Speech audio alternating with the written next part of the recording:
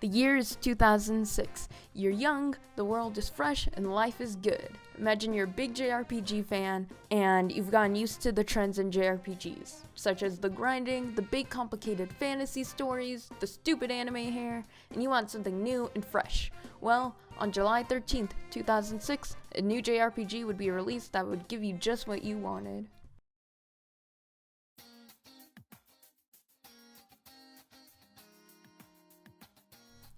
Persona 3, an Atlus-developed and published game that changed the landscape of JRPGs with its unique gameplay and emphasis on character.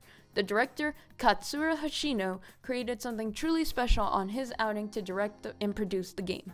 He doesn't have much information online. I couldn't even find out when he was born, but it's whatever. We're just here for the games. So Katsura Hoshino created Persona 3 and helped make it to be a relevant game in the West, unlike other Atlus titles. It was through his unique approach to storytelling, motifs, and gameplay that separated Persona 3 from its predecessors that never even saw an English port until the PSP years later. He isn't just known for Persona, however. He was a director and producer for games such as the Shin Megami Tensei series, Devil Summoner, and lately, Catherine. Something of note is that a majority of his games are JRPGs, so let's define the term. JRPG stands for Japanese Role-Playing Game, but there's more to it than that. JRPG is a type of game design, and there are specific characteristics that separate them from other JRPGs.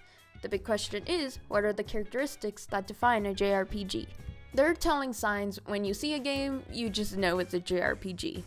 Typical big fantasy adventures, anime characters, large parties with interchangeable group members, and most of all, a focus on giving the player a chance to be in the shoes of the protagonist. Persona diverts from these themes in many different ways. One big thing is the setting. Instead of being placed in a big, complex fantasy world, you are instead placed in a standard Japanese city as a transfer student. That happens in Persona 3, 4, and 5. Another big aspect that makes Persona so different from other JRPGs is the fact that it's you. Literally you.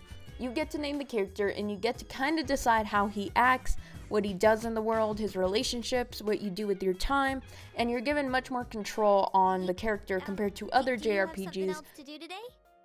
I'm not doing anything, so maybe I'll go with you.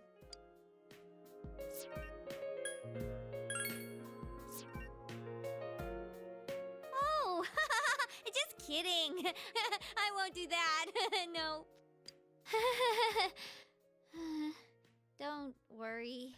Before going any further, I'm going to give you a plot summary of the two games, and just to preface this, they are very complicated and convoluted, but that is just a staple of the genre, and if you were to play through the game, it would make a lot more sense because of how exposition works. So, with Persona 3, you are a new transfer in the city of Iwa Todai. You and your fellow high school students are part of a group, Cease, and attempt to uncover the mysteries of the quote-unquote dark hour, a time between one day and the next that only a few people can experience. You fight with personas, which are basically the manifestation of one's inner self, and being the protagonist, you can control multiple ones. The story takes place over the course of a calendar year as you continue on your investigation and grow closer to your friends. Persona 4 takes you as a transfer student again, but in a small town called Inaba, and you find yourself with a group of classmates attempting to uncover the mysteries of a murder. Alongside this, you deal with an alternate reality world inside the TV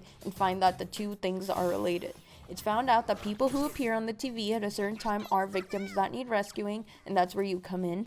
And the game follows the same type of gameplay where you fight with personas and play through a calendar year. The Persona series was unique in its presentation and gameplay. One aspect is with the themes presented. Said from an interview with Katsura Hoshino on his development on Persona 3, he states, running parallel with the gameplay objectives are the themes to be communicated to the player through gameplay. The goals of the game as an artistic work, staking your life on something important, finding fulfillment in life through determination, and experiencing things that would be difficult or impossible in the real world through role-playing. So, through Persona 3 and subsequently 4 and 5, Hoshino was attempting to achieve a sense of fulfillment in his games. But how was that accomplished? Well, in the Persona games, besides trying to solve the big mystery of the game and going through dungeon after dungeon, you're tasked with much smaller tasks in the game. they must also be aware of their lives outside of the battle. This is where Persona diverts heavily from the regular JRPG formula. Rather than focusing on leveling up your personas or grinding, the game forces you to balance other aspects of your life, such as your relationships, your personal attributes like charm or intelligence, and leveling up your party. There are time-sensitive events that you have to manage, basically, that makes the game so unique. The idea of a calendar year that you have to live through every single day of the year makes the player have to strategize and manage their time better. There are also deadlines, such as having to reach a certain floor in a dungeon in Persona 3, or having to save someone before a specific date, otherwise it's game over. Through these systems, Hashino is able to achieve a level of fulfillment. This brings me to the next aspect of the game that is so special, the social links. Social links are the bread and butter of the series. It's what makes yet another two-dimensional animated character into a fleshed-out person with their own wants and desires. The social link system goes like this. You meet someone in the game, whether it's through joining a sports club, the music club, or meeting a complete stranger. Afterwards, you start to get to know them, and through multiple interactions in the game, your bond grows stronger and you become friends. Now, why would you bother with this social sim aspect in an RPG? Like, you came here to fight, didn't you? Besides the fact the writing is phenomenal for each social link, there's a greater motive for the player. Each social link represents a specific arcana, such as one person representing the chariot, and with this, it helps you level up your personas as you create them. And if a persona falls under that specific arcana, they get more experience points. So it kind of incentivizes you to go out of your way to improve your social links throughout the game to make your character stronger, basically.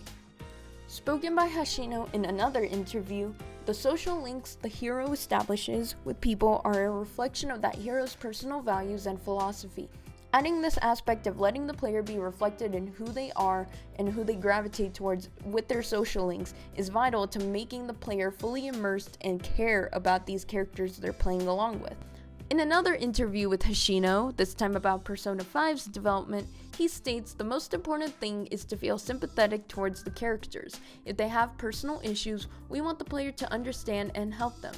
There's a sense of humanity between these games, feeling that these stories are truly personal. The player is kind of tasked with helping them come to terms with who they truly are, whether it's from not wanting to overtake the family business to confronting their questioning sexuality. The series asks questions not normally confronted by JRPGs, which is rather refreshing. Another aspect of the game that subverts the genre of JRPG is the music choice. While a majority of JRPGs have an orchestral score behind them, the Persona series instead takes a different approach to its soundtrack. Written by Shoji Meguro, it utilizes lyrics in most of the songs, and while it's not unusual to see, the game uses music to further push its motif. Said within a Gamer Rant article, every Persona game utilizes genre as a thematic element. Burn My Dread is the rock anthem that literally translates the game's darker themes of facing death and making sacrifices.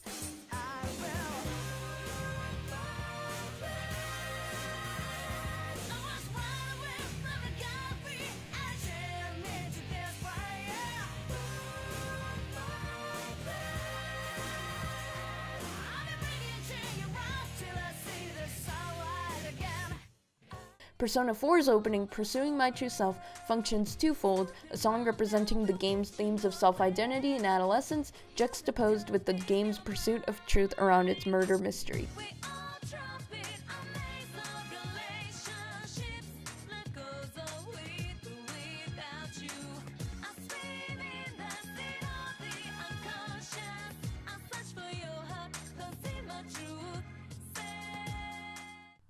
Both games use their soundtrack to very openly acknowledge their themes and give just another layer to the experience. There's also the choice for a game to have a mostly hip-hop or jazz genre to most of its songs, or to just have fun, according to an interview about the development behind Persona 4. Another aspect of the Persona series that makes it stand out against other JRPGs is the art design. Led by Shigenori Soejima, he is known for designing a majority of Persona designs from characters to the personas your party uses. One big aspect these games share is their use of color. Persona 3 has a very blue, moody atmosphere, while Persona 4 is bright and yellow. Both deal with the idea of death and tackle tough themes, but have colors usually not used in games with serious tones. Oftentimes, JRPGs don't have a solid color they attribute to the whole game, but the Persona series has adopted this design philosophy and made it a large part of its identity. So, with all this in mind, why is the Persona series important? Firstly, it's very popular internationally. It was only with the release of Persona 3 that it gathered the attention of Western audiences.